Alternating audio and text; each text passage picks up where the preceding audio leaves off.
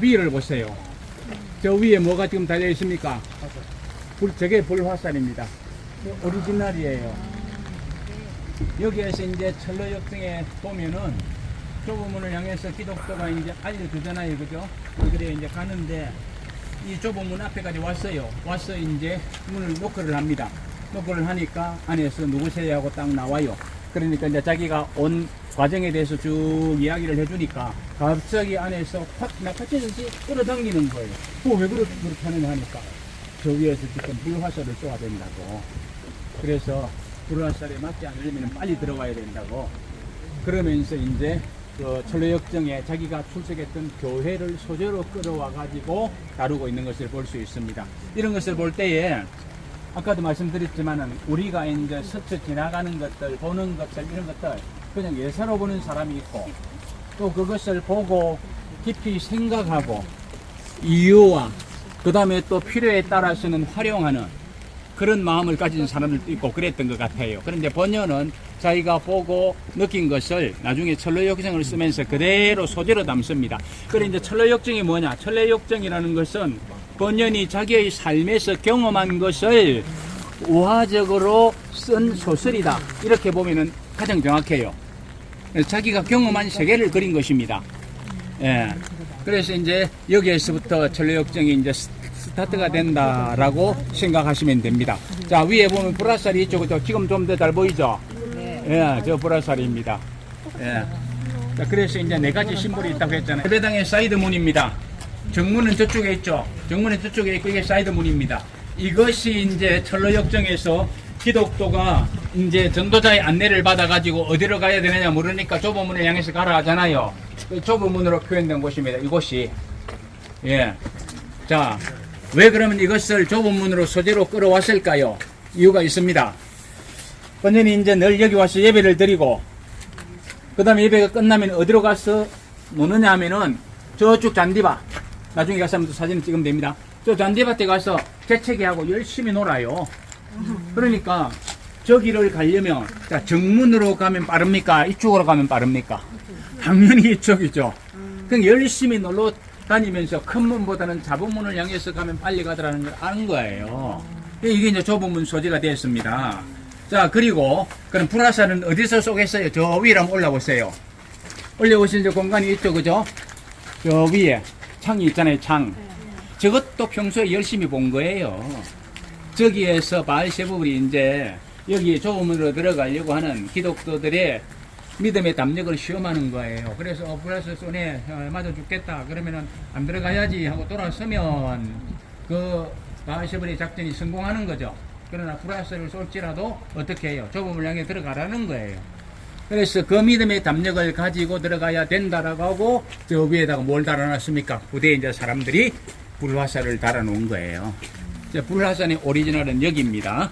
예, 보셨죠? 그래서 좁은 문 사진을 한번 찍으시면 찍으시고, 없어요. 있으면 안에 들어가 보면은 번연히 이제 그 세례받은 그런 것이 있는데, 그리고 안에 가면은 철로역정의 소재가 일부 스테인드 글라스로 되어 있는 것이 있습니다.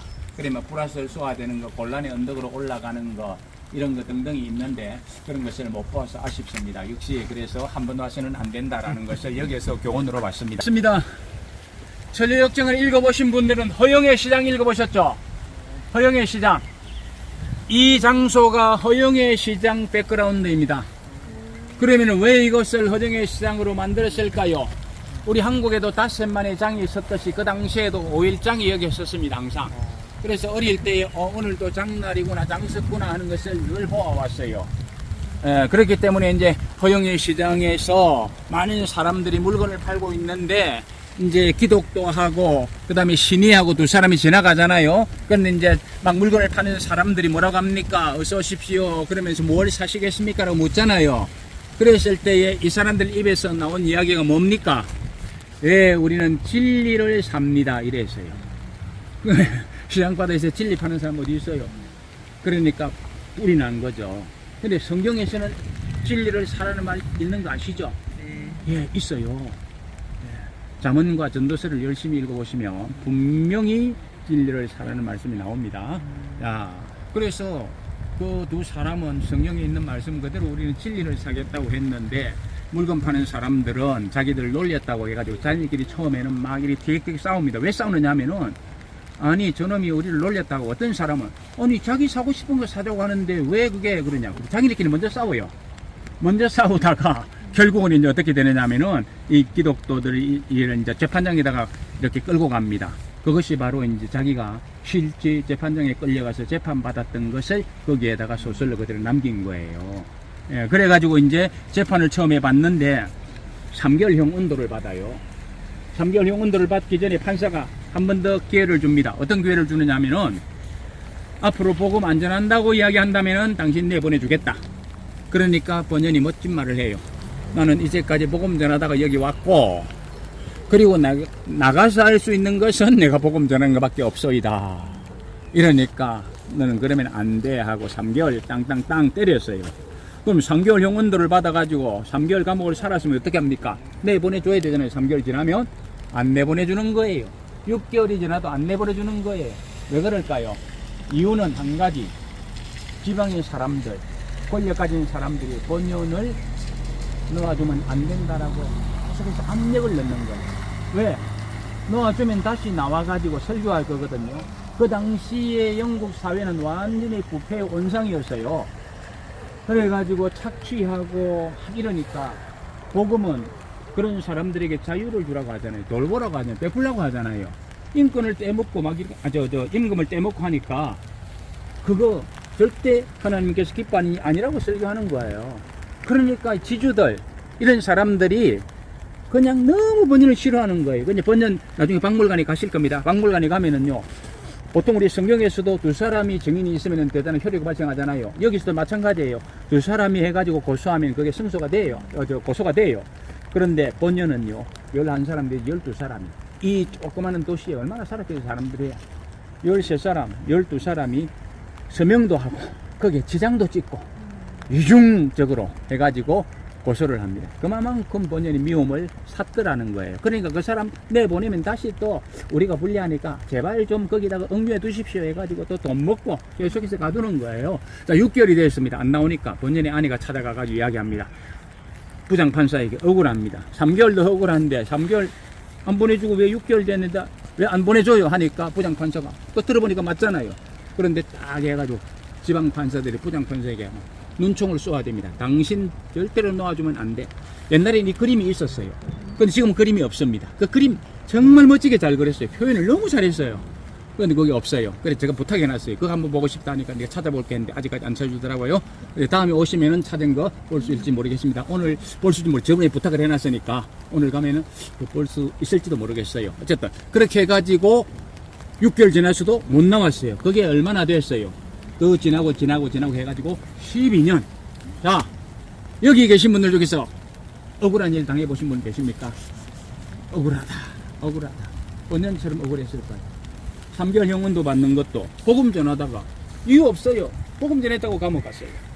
그런데 6개월 돼서도 못 나왔어요. 그러다가 무려 12년 동안 감옥살이를 했더라고요. 그런데 놀라운 것은요. 구레네 시몬이 억울했잖아요. 그죠? 그냥 왔다가 잡혀가지고 예수님 십자가 억지로 지고 계셨잖아요. 그 성경 보면 억지로 십자가를 지었더라. 얼마나 억울한 일이에요. 그러나 억울한 십자가를 졌기 때문에 구레네 시몬은 개종했어요. 그리고 그의 부인도 사도 바울이 언급하는 여인들 중에서 루포의 어머니는 나의 어머니니라 라고 한 사람은 그 사람밖에 없어요. 루포의 어머니가 누구냐? 구레네 시몬의 부인이거든요. 그리고 우리 그 복음서에 보면은 그 구레네 시몬의 두 사람 아들들이 나오잖아요. 교회 지도자들이었어요. 그 정도 되면 복 받았잖아요. 억울해도 복되더라. 우리 억울한 일 당해도요. 그것만으로 끝나지 않고 인내하고 하나님 뜻을 구하면 복된들 믿습니다. 예. 번연도 마찬가지예요. 3개월 형원도 받아가지고 6개월 살고 억울했는데 12년 살면서 책을 우리 60권을 쓴 거 아닙니까? 그거 안 했으면은요. 바깥에 또 나와가지고 복음 좀 전하고 그 당시에 좀 이렇게 다니면서 유명한 사람 됐겠죠. 그러나 그런 책 다 못 썼어요. 그런데 번연이 쓴 책들 중에 유명한 책들이 많지만 제일 유명한 것이 이제 천로혁신이잖아요. 이 천로혁신이 얼마나 위대한 역할을 해냈냐 하면은 공산주의 국가에는 성경 반입이 안 되잖아요. 그런데 천로혁신은 소설이에요. 성경 반영은 안 되면 그 소설인데 이거 보신 분들 다 성경 구절이잖아요. 이게 공산주의에 들어가가지고 얼마나 많은 심령들에게 회심을 시킨 줄 아세요?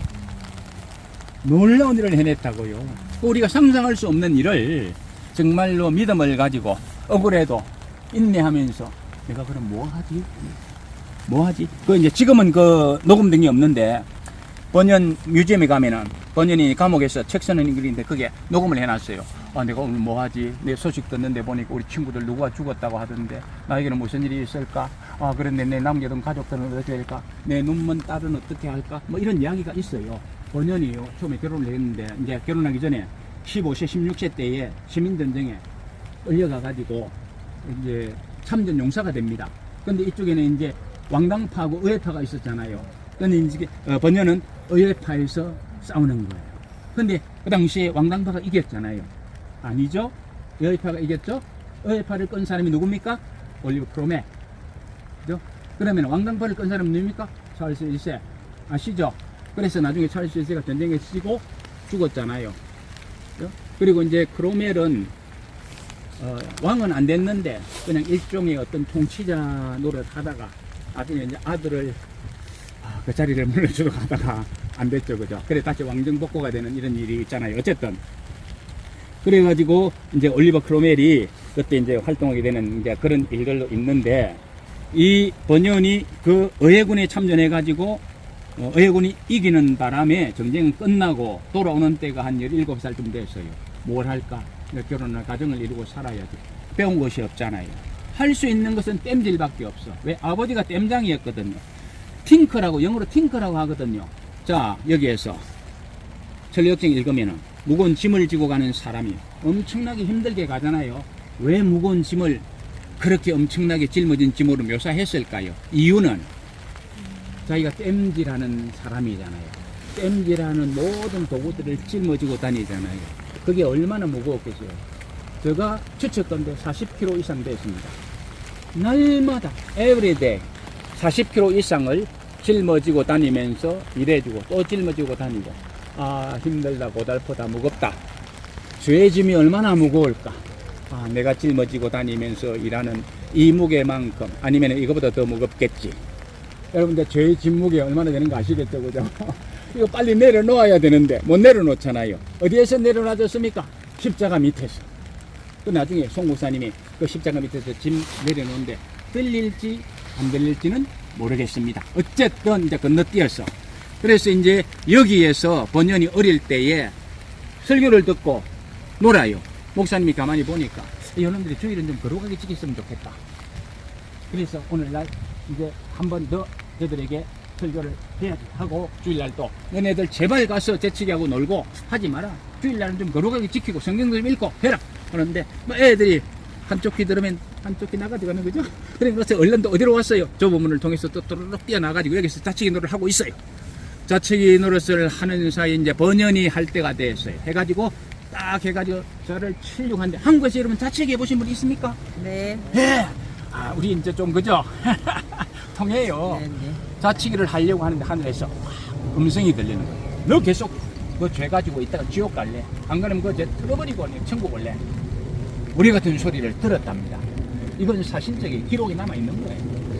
그리고 이게 뭐야 하고 어릴 때 놀래가지고 있다가 또 잠시 까먹어버렸어요. 열심히 놀았어요. 나중에 이제 자기가 회심하고 정말로 그리스도인이 되고 나서는 자기 시절을 회상하면서 이제 쓰는 거예요. 전기를 쓰는 거예요. 그때 이제 그런 내용들이 나와요.